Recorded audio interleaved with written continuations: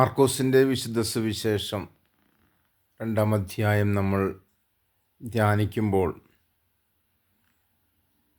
ഈശോ ശിഷ്യഗണത്തിലേക്ക് ക്ഷണിച്ചു ചേർക്കുകയാണ്. അവിടത്തേക്ക് ഭക്ഷണം കഴിക്കണ്ടേ? ഭക്ഷണത്തിന് ഫരിസേയസ് മുഴുവനുമായിട്ട് അവിടുത്തെ വിമർശിക്കുന്ന ഒരു ചിത്രമാണ് കാണാൻ സാധിക്കുക. ഇവൻ പാപികളോടുകൂടെ, ചുങ്കക്കാരോടുകൂടെ ഭക്ഷണത്തിനിരിക്കുന്നു. എന്താ നിങ്ങളുടെ ഗുരു ഇങ്ങനെയൊക്കെ കാണിക്കുന്നത്?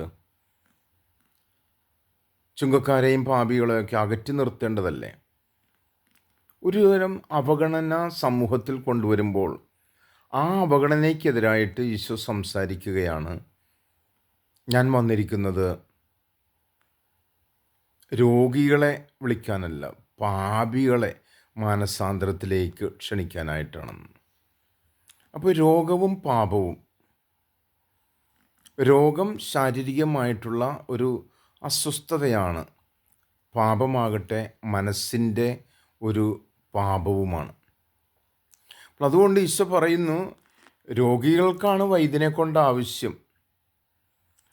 അപ്പോൾ നിന്നിലെ രോഗം മാറണമെങ്കിൽ വൈദ്യനായ എന്നെ തന്നെ നീ ക്ഷണിക്കുക.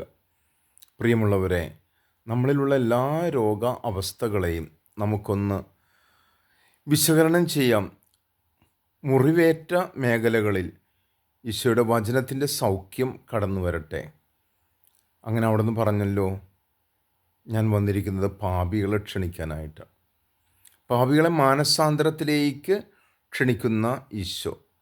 നമുക്ക് ഇപ്രകാരം നമ്മുടെ ദൗത്യം തുടരാം. ദൈവം നമ്മളെ ഓരോരുത്തരെയും സമൃദ്ധം അനുഗ്രഹിക്കട്ടെ.